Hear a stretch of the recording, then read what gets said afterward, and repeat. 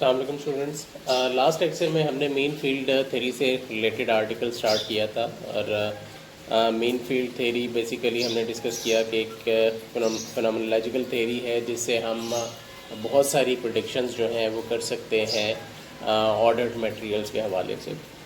तो main field theory of ferromagnetic material जो है हमने लास्ट लेक्चर में स्टार्ट किया था और उसको हमने कहा था कि इसको हम डिस्कस करेंगे 3 डिफरेंट रीजन्स के अंदर। एक तो पहली जो थी that was the spontaneous magnetization region, और दूसरी जो है वो है आपकी द पैरामैग्नेटिक रीजन, और तीसरी जो है वो थर्मल इफेक्ट्स है। तो पहली जो स्पॉन्टेनियस मैग्नेटाइजेशन रीजन है उसको हमने लास्ट लेक्चर में सॉल्व किया। और मीन फील्ड थ्योरी बेसिकली क्या है, इसमें हमने ये देखा कि मीन फील्ड थ्योरी जो है इसमें एक फेरोमैग्नेट को एक पैरामैग्नेट की तरह ट्रीट किया जाता है, subjected to some internal magnetic field, internal molecular magnetic field. और जिसमें हमने फिर डिफाइन किया कि जितनी ज़्यादा मैग्नेटाइजेशन होगी किसी मटेरियल की उतनी ही स्ट्रॉन्गर वो इंटरनल मॉलिक्यूलर फील्ड होगी। So that internal molecular field was defined as Hm is equals to lambda times n।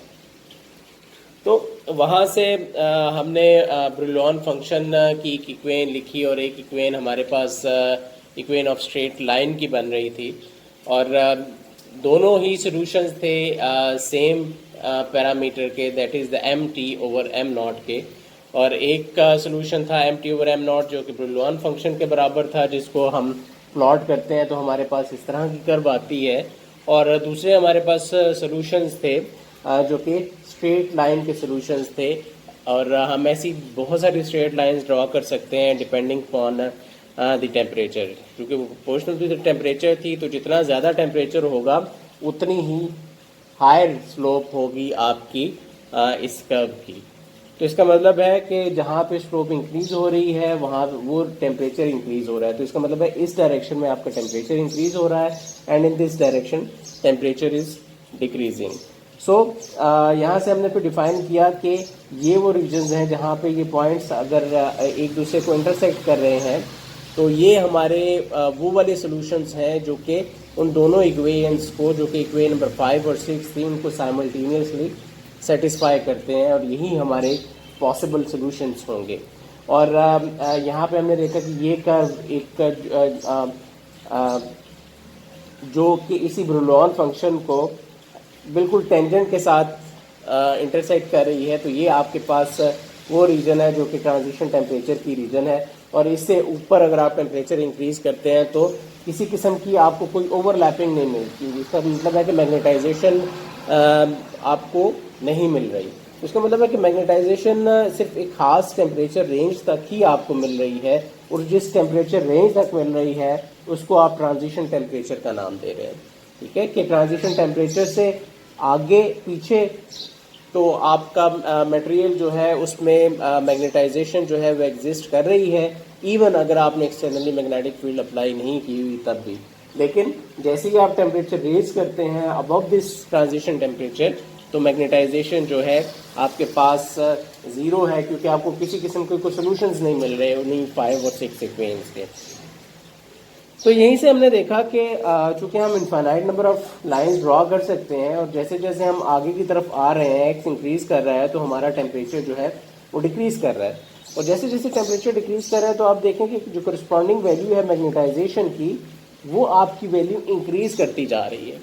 तो लिहाजा अगर आप इसी कर्व को प्लॉट करें as a function of temperature, तो आप ये देखेंगे कि जो मैग्नेटाइजेशन है आपकी मैक्सिमम मैग्नेटाइजेशन होगी जब आपका मिनिमम टेम्परेचर होगा, और जैसे जैसे आप टेम्परेचर बढ़ाते जाएंगे और एक खास टेम्परेचर तक आप जब पहुंचते हैं जो कि ट्रांजिशन टेम्परेचर है, वहाँ पे आपके सिस्टम की मैग्नेटाइजेशन जो है वो ज़ीरो हो जाती है, और उससे आगे आपका मटेरियल जो है वो पैरामैग्नेटिक स्टेट में चला जाता है, जहाँ पे किसी किस्म की कोई मैग्नेटाइजेशन एग्जिस्ट नहीं करती। ठीक है, आप याद करें, रिकॉल करें कि पैरामैग्नेटिक मटेरियल सिर्फ ऐसे मटेरियल्स होते हैं जहाँ पे जो मैग्नेटाइजेशन तब एग्जिस्ट करती है जब आप मैग्नेटिक फील्ड अप्लाई करते हैं, एक्सटर्नल मैग्नेटिक फील्ड। तो यहाँ पे तो हमने एक्सटर्नल मैग्नेटिक फील्ड को ज़ीरो लिया हुआ है। ठीक है, तो इसी वजह से हमारे पास जो मैग्नेटाइजेशन की पॉसिबल वैल्यूज़ आ रही हैं वो सिर्फ और सिर्फ ट्रांजिशन टेम्परेचर से बिलो की रीजन में आ रही है। तो ये तो सारी वो डिस्कशन थी जो कि लास्ट लेक्चर से रिलेटेड थी। तो आज हमने जो है कुछ एक्सप्रेशंस डिराइव करने हैं पैरामैग्नेटिक रीजन के अंदर, और पैरामैग्नेटिक रीजन की बात हम जब करेंगे तो इसका मतलब है कि डेफिनेटली वो जो हमने एक्सटर्नल फील्ड को ज़ीरो लिया था वो हम ज़ीरो नहीं लेंगे, क्योंकि अब आपको फील्ड अप्लाई करनी होगी तभी आपको मैग्नेटाइजेशन मिलेगी एक पैरामैग्नेटिक रीजन के लिए। तो ये इसका मतलब है कि ये वो केस था जो कि स्पॉन्टेनियस मैग्नेटाइजेशन का रीजन था, जो कि एक कैरेक्टरिस्टिक है सिर्फ और सिर्फ फेरोमैग्नेटिक मटेरियल्स की। सो बिफोर मूविंग फॉरवर्ड कि हम जाएं towards the discussion of ferromagnet for the paramagnetic region, हम कुछ और यूजफुल रिलेशनशिप जो है इसी रीजन से रिलेटेड निकाल सकते हैं, जिसको हम स्पॉन्टेनियस मैग्नेटाइजेशन रीजन कह रहे हैं।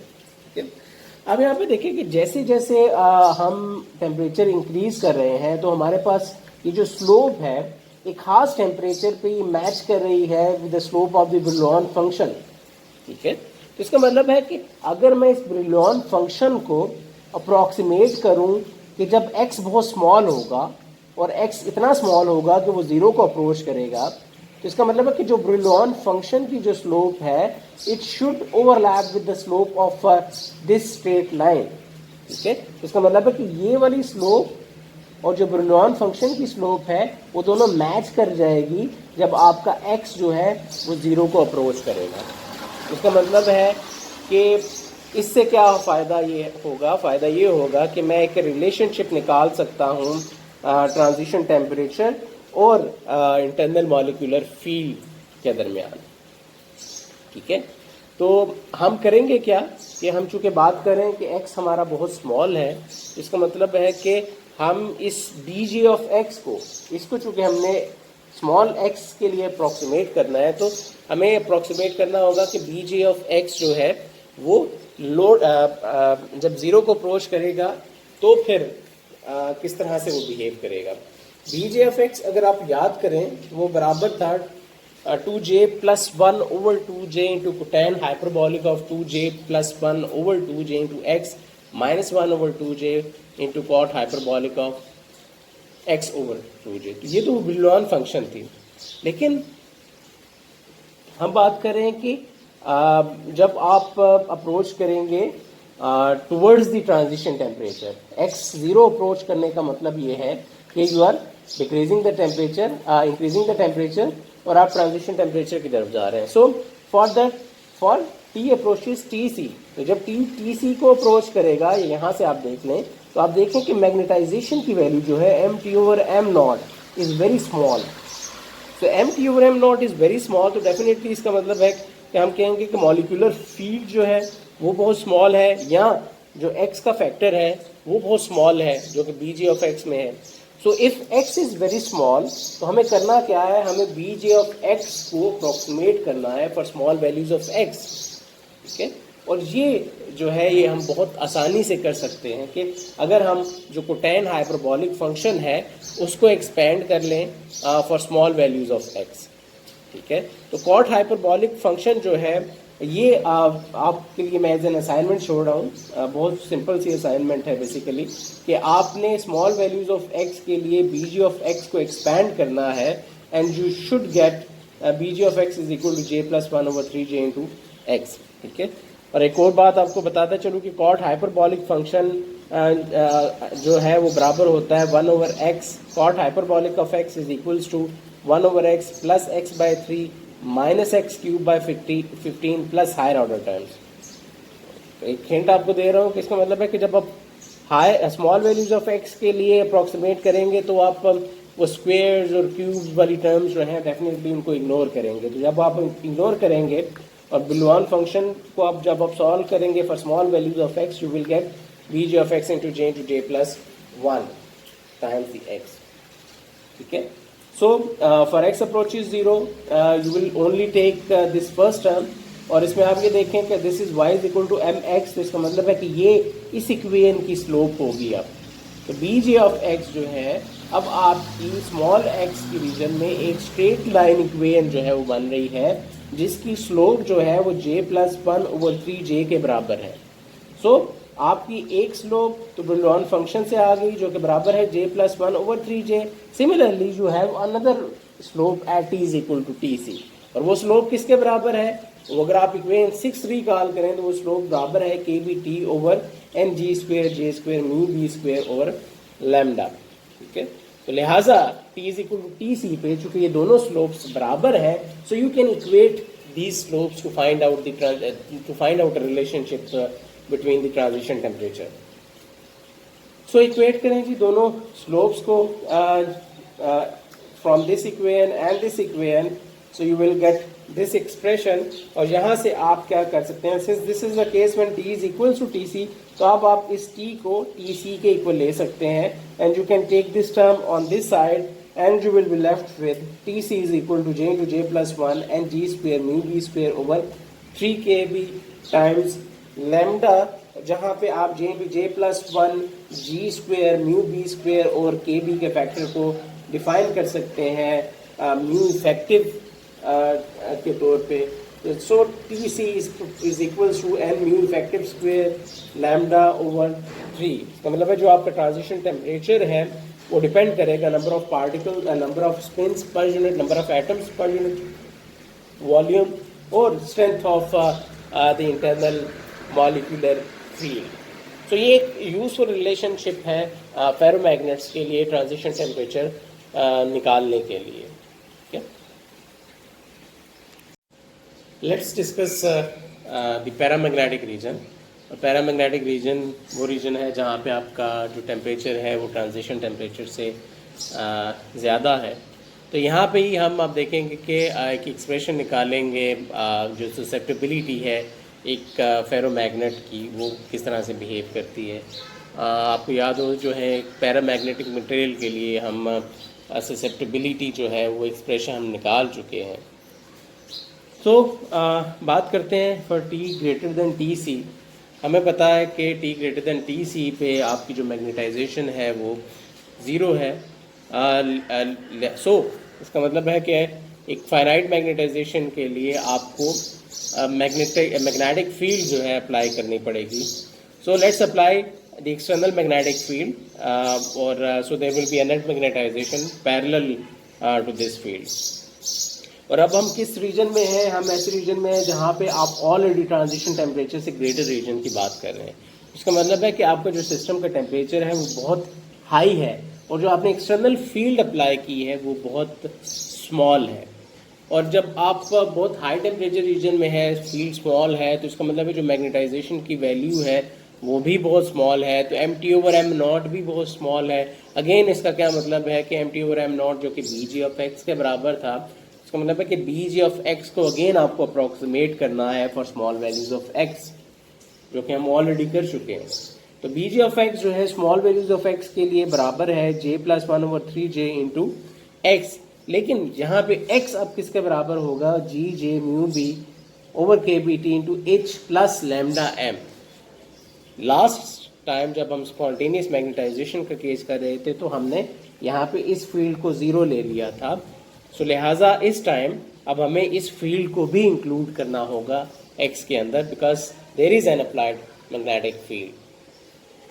सो जो आपके पास मैग्नेटाइजेशन होगी जिसको हम mt/m0 कह रहे थे, ये आपके पास m0 है या ms भी है किसको हम कहते हैं, बराबर हो गया m is equal to ngj μ b into bj(x). So this factor is bj(x) जो कि आपका बराबर है j+1/3j into x. Now putting the value of x from this equation here, you will get ng² μ b² j into j+1/3kBt into h plus λm। तो आप इसको आप open कर लें, so multiply this with this term and then with this term. तो इसका मतलब है कि एक यहाँ पे फील्ड रिलेटेड टर्म है, दूसरी मैग्नेटाइजेशन रिलेटेड टर्म है। तो जो मैग्नेटाइजेशन रिलेटेड टर्म है उसको आप इस तरफ ले जाएं लेफ्ट साइड पे। So take this second term to the left side, you will get m into 1 minus ng² μ b² j into j+1/3kBt into lambda और यहाँ पे जो टर्म रह जाएगी वो this term times this external magnetic field होगी. So this is a common term in both these equations, so you can put it and all these numbers are constant for a specific system. Okay, इसका मतलब है कि आप इसको एक किसी constant के इक्वल डिफाइन कर सकते हैं. इसको मैंने c के इक्वल डिफाइन कर दिया है. So this equation will become m into 1 minus c lambda over t is equals to c by t into h. तो लिहाजा जो c हमने डिफाइन किया है वो बराबर है N g square mu B square J into J plus 1 over 3kb, और इसको हम क्यूरी कांस्टेंट का नाम देते हैं. So similarly from here you can find out the susceptibility for a ferromagnet just by taking the ratio of magnetization with respect to the external magnetic field. So the susceptibility of a ferromagnet is defined as m chi is equals to m over h, and it will be equal to c over t divided by 1 minus c lambda over t.